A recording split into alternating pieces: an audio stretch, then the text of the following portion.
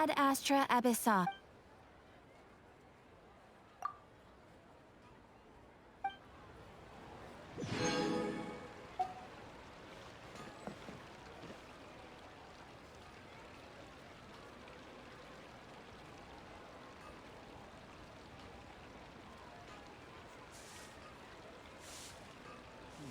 Should I save this money or invest it?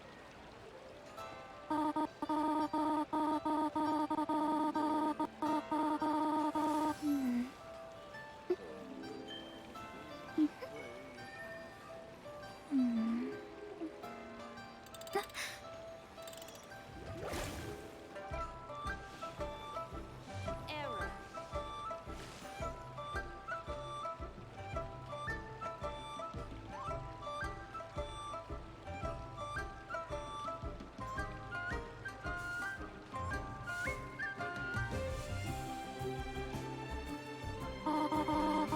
Fate is called as such, for it cannot be changed, nor can it be reversed. It can only but be accepted.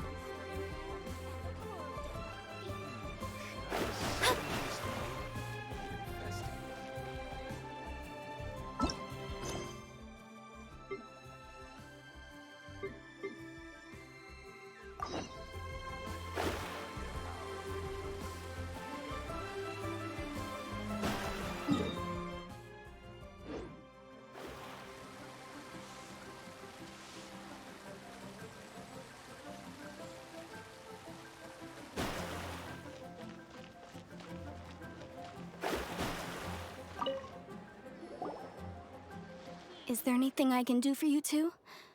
I'm afraid that Wangsheng funeral parlor isn't in the best state to receive guests. We've come to see Zhongli. Could you please tell him we're here? Unfortunately, Zhongli isn't here at the moment. It seems he went to Northland Bank. Doesn't the Northland Bank belong to the Fatui? Last time we saw Zhongli was before we went to the Golden House. Do you think he doesn't know about the attack on Lilith? Visiting the Fatui at a time like this could only mean more trouble. We had better go and make sure that everything is okay.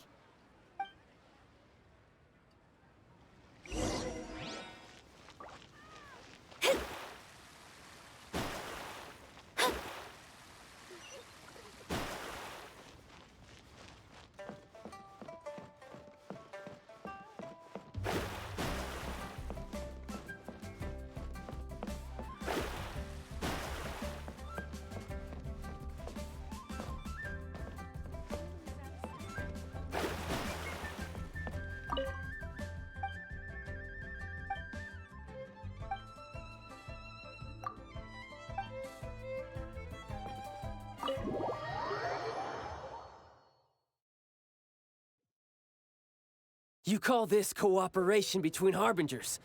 Cooperation involves communication, you know. Don't take it to heart, child. Besides, aren't you happy that you got to skip the formalities and bring chaos to the land? I'm sure you must have enjoyed that. Oh, it seems that some of your friends have arrived. Hey, it's Zhongli and Child. And you! You're also one of the Harbingers? It's you two. I believe we've met once before. In the city of Bards, was it? I'm glad you still remember my name. Ah, right. I imagine that it must have been rather hard to forget watching helplessly as something precious was snatched away from your friend. Well, if it isn't you two. This is our first time seeing each other since Qynoa was nearly wiped off the map. This is certainly a bit awkward, wouldn't you say? Paimon knew that we should never have trusted a Fatui Harbinger. Oh, now don't say that. Sure, I may have misled you, but I never had anything against you personally. Besides, I thought we were getting along quite well together, didn't you? Except for that little tussle we had at the end. Nothing personal. We just have different views, that's all. Of course, you may very well hold this against me, but that's up to you. The real deceivers here are Senora and Zhongli. Curse them for leading me on.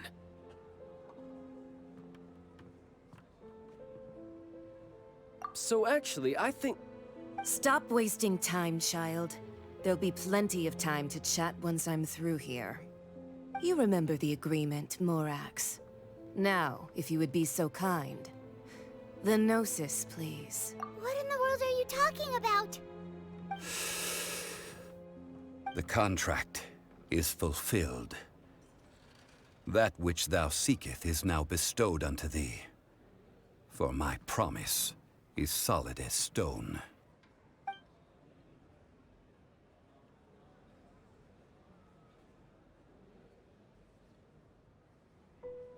How sanctimonious.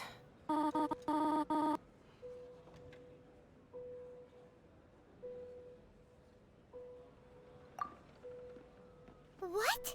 So you're the Lord of Qynoa? No, wait!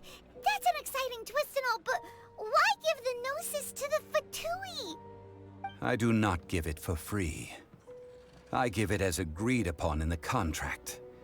For it is a matter solely between the Tsaritsa and I. Yeah,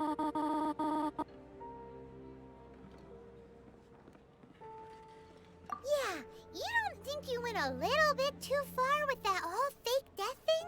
Everyone was preparing the ceremony for you, and splat!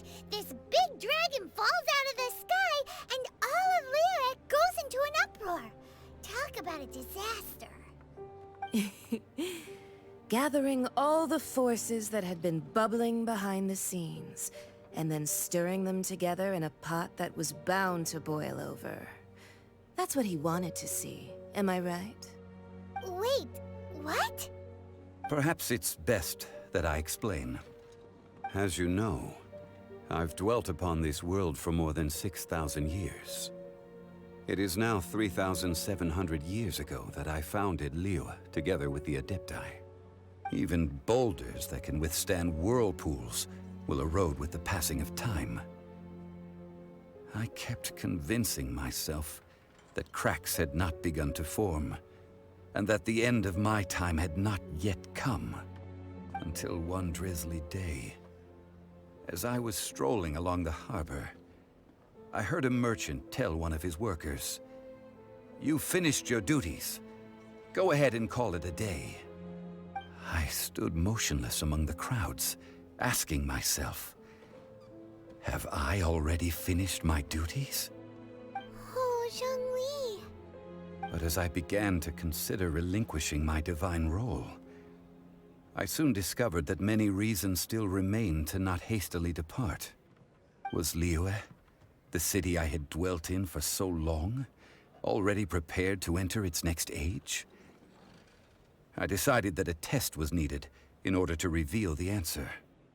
So I feigned my own death, and gathered the cast of Child, the Adepti, and the Qynoa Qixing to play their roles together on the stage that was Qynoa. That's right, which is why I continued to safeguard the Gnosis until now. So you mean that if the chaos ever reached the point of no return, you would simply appear and use your divine powers to bring Lyra back under control? Of course, and it would have been all too easy for him too. Just as a child quickly matures after losing their parents, so has Qynoa matured when faced with the death of its deity. In the end, the resolution to all that has transpired was even more satisfactory than I could have hoped for. Take the Adepti, for instance. Owing to their years of seclusion, they were the least informed. Yet when faced with a crisis, they commendably showed the greatest amount of restraint possible. Not only did they manage to cooperate with the Qixing, but in the end, they even made efforts to understand the hearts of the people. Credit is also due to Signora, the emissary dispatched by the Cryo-Archon to fulfill our contract. At my request, she kept everything she knew in strict confidence. This despite the eavesdropping ears of her colleague, Child. This meant I could remain as Zhongli, even having the chance to fulfill the age-old traditions of Qynoa in this mortal form. Thank you for joining me on this journey, Traveler. All of these things turned out as I had planned. There is only one thing that I had not anticipated, and that was the conduct of the Liu Qixing. I had expected them to do no more than the Adepti, to come to the defense of Liu. But when all was said and done, they seized the opportunity to supplant Liu as divine protectors, and used the subsequent power vacuum left by my death to quickly gain complete control of Liu. Huh? That doesn't sound good at all. On the contrary, I think it is excellent. I had always feared that it was too soon for them to take over from me. And it was also that which I longed for the most. As such, this is the best parting gift anyone could have given this god of old. Hey, what about me? Doesn't anyone feel the least bit of remorse for deceiving me? You've practically kept me in the dark. I think that thanks would be more appropriate. You certainly played no small part in all of this, wreaking havoc and turning the city upside down. The Lord of Geo ought to thank you for your performance, if anything. If you hadn't created the pressure of a battle between mortals, Adepti, and a god, the lump of coal resting in the hands of the Geo-Archon, Liu, would never have been able to become a dazzling diamond of a city. Huh? Just whose side are you on, mocking me like that? Are you itching for a fight? Be that as it may, you've come out of this as the hero of Liu. I, on the other hand, will be forever prescribed as a disturber of the peace, no? Well then, with the Gnosis in my possession, I have no use for such idle chatter. We should return to Zapoljarny Palace and seek an audience with Her Majesty, the Tsaritsa. Come, child. Fine. I'll meet you there later. I'm not sharing a boat with the likes of you. Do as you wish.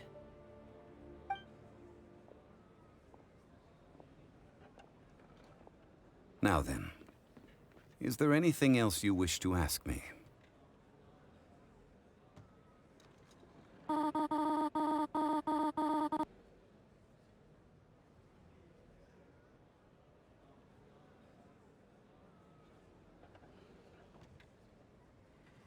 Right! As Zhongli always told us, a good trade is a fair trade. Paimon has no idea what could be a good trade for a Gnosis. Realistically speaking, there is no such thing. Huh? However, I am the god of contracts. For thousands of years, I have made countless contracts. If the deal was of no benefit, then I certainly would not be inclined to agree to it. My agreement with the Cryo-Archon will be the last of my contracts as the Geo-Archon. My contract to end all contracts. As for the bargaining chip that the Tsaritsa used to balance the scales, uncover that answer for yourself in your future journeys.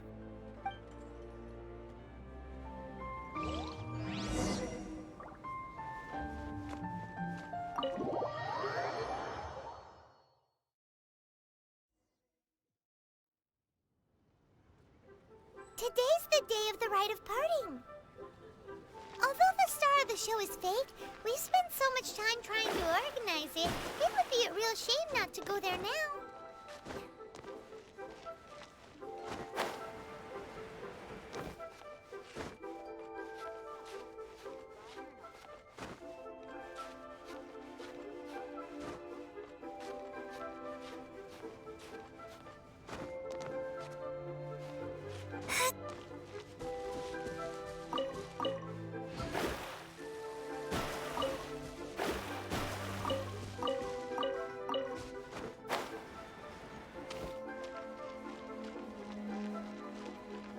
You know that god from the ocean couldn't have just shown up out of nowhere.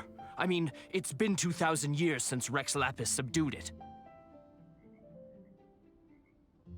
Yes, and to think that this happened right on the heels of the incident with Rex Lapis, too.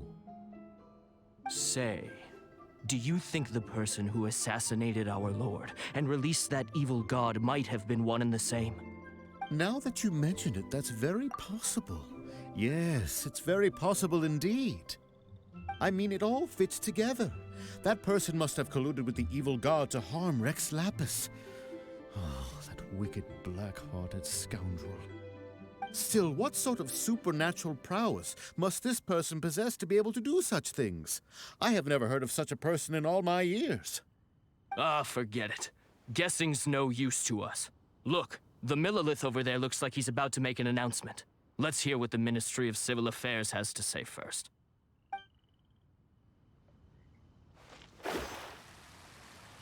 Oh, well, since we're going through with this rite of parting, I guess it means that those rumors hit the nail on the head.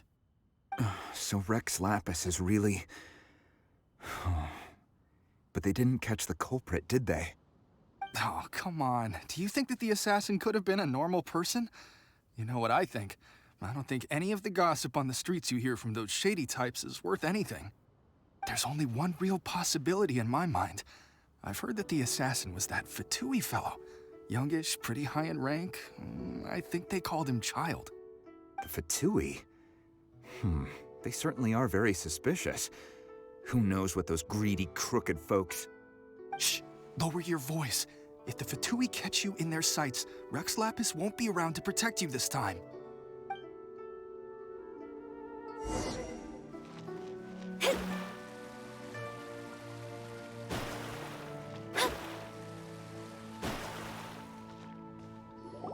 Hear ye all, the Qising's words. Though a dragon soars ageless as the mountains, it too must return to dust. This is common knowledge.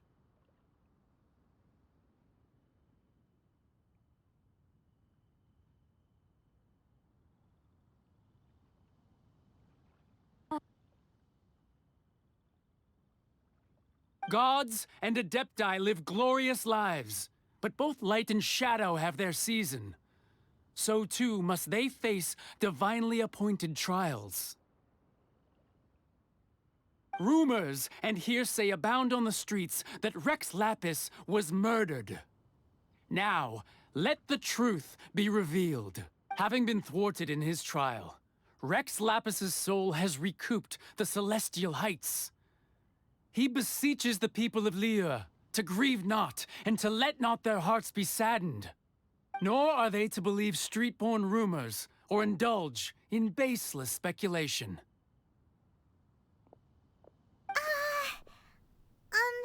Paimon needs a translation on what the Qising's announcement said. So that's how they're spinning it. Something feels off. Why would they suddenly give up looking for the murderer? Not to mention how this excuse sounds like something they just made up on the spot. Could the Qising already have known that Rex Lapis wasn't dead? But Zhongli said that neither they nor the Adepti knew anything. Did Zhongli tell them in secret after his gnosis changed hands? Exactly, right? Ooh, seems like the rite of parting has been going on for a while now. Let's go have a look.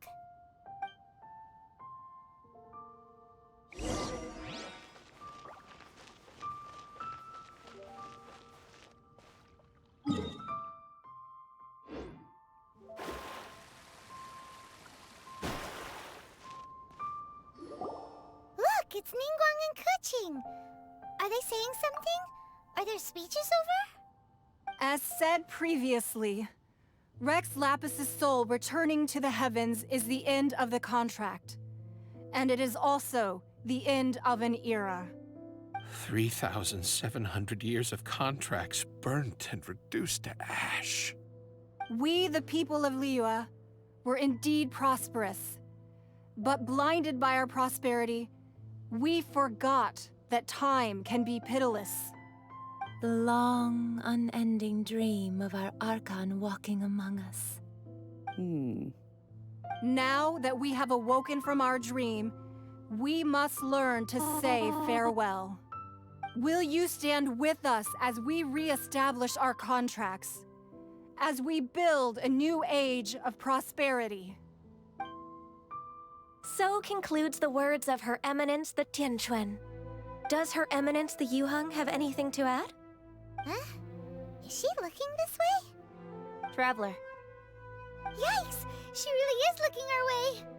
Is that the traveler who they say defeated the ancient god? So young. The Liyue Qixing always repay their debts. And as you have heard, our eyes see far and our reach is long. Name your price. You deserve that much. Whoa.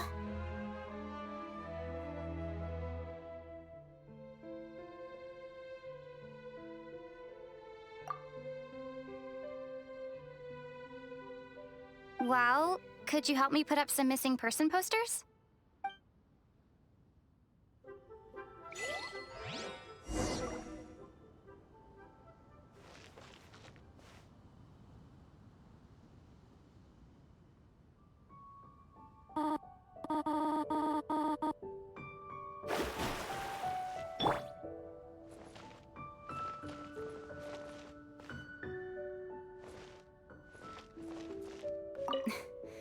What? If you were looking...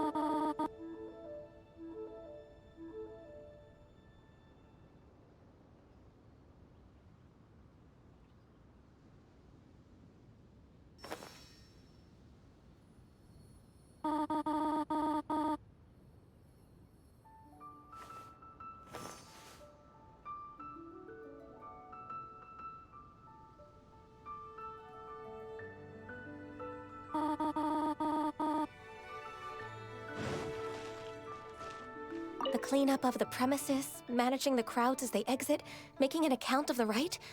There's much that remains to be done. I didn't miss anything, did I?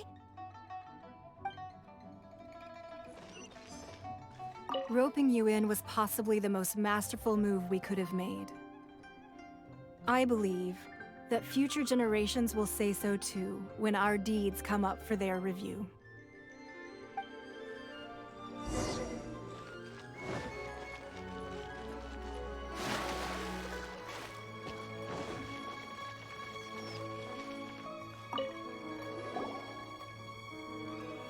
Hey, Zhongli! Look at this. Everyone in Liyue is caught up in their emotions, thinking that they'll never see Rex Lapis again. And here you are looking all relaxed. Why would I not feel more at ease after laying down the burden I have borne for 3,700 years? Right. If the two of you can spare the time, I should treat you to a meal at the Qynoa kiosk. Ha! That sounds like big talk, Zhongli. Paimon might have believed you if you were treating us to some third-round knockout, but you'd have to pay out your nose just to stand inside Qynoa kiosk. Are you sure you can afford it? You're right. I do lack the Mora.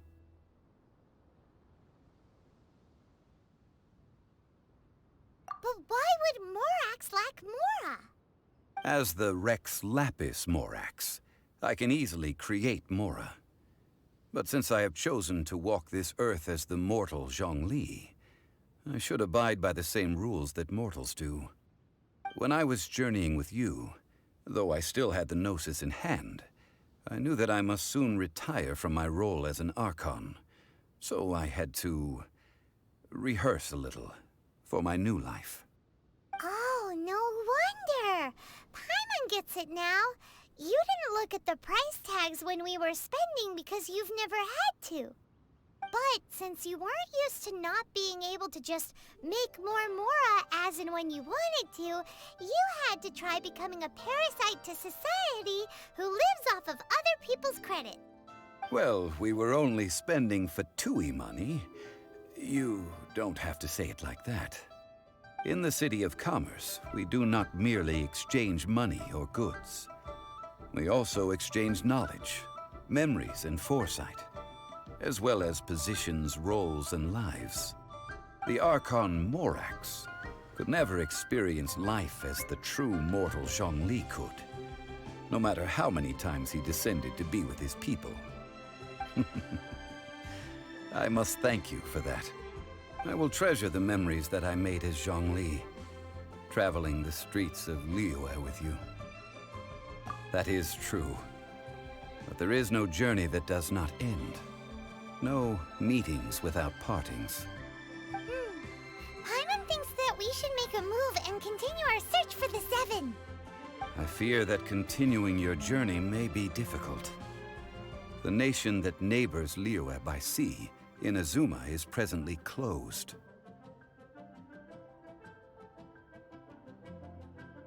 The Electro-Archon Ball.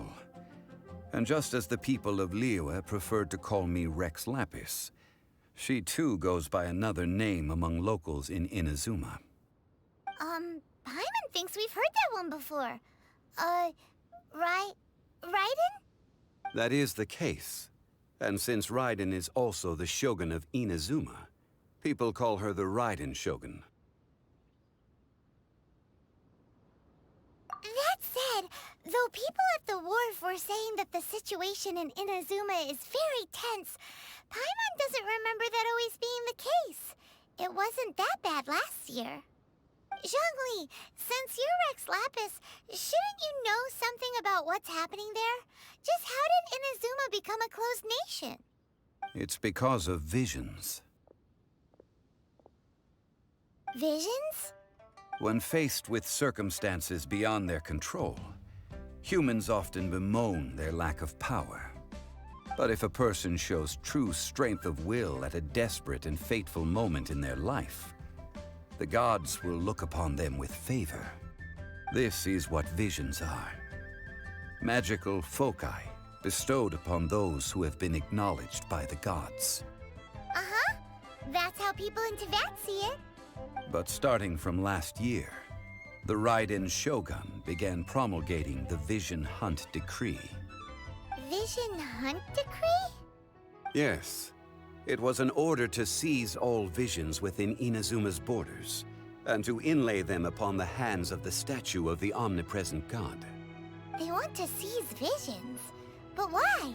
Aren't visions blessings from the gods? I should think that in the Raiden Shogun's eyes, it is precisely because they are divine blessings that they should be under the sole dominion of divinity. Whoa, that's harsh. The Animo Archon is the god of freedom, and the Geo Archon is the god of contracts. For her part, the Raiden Shogun is the god of eternity. It seems as though she has finally decided to eliminate any unstable elements that could pose a threat to her eternal realm. The fact that even I, the oldest of the seven, have now passed away, will only strengthen her resolve to pursue eternity. Knowing her, she must have again quoted that adage she is most fond of when proclaiming that decree to her people. 7 ideals for 7 gods. And of these, eternity is nearest unto the heavenly principles. All right then. Was there anything else you wish to know?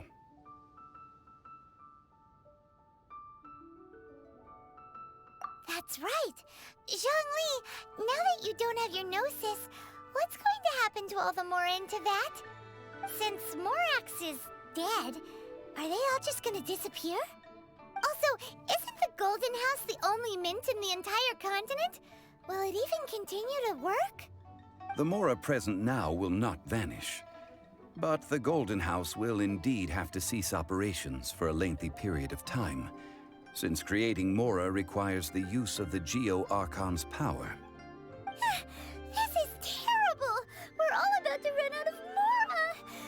world is coming to an end!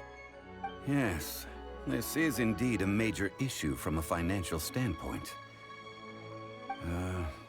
Well, I suppose we'll just leave such troublesome matters to the Liyue Qixing to debate. Then, did you at least set some private funds aside for yourself? Oh, a private fund. This does seem like a good, logical, common-sense idea. It's a shame. What's a shame? It's a shame that I didn't think of it at the time. All right, then. Was there anything else you wish to know? Well, then. I suppose you'll have to find a way to get inside this closed nation. Have patience.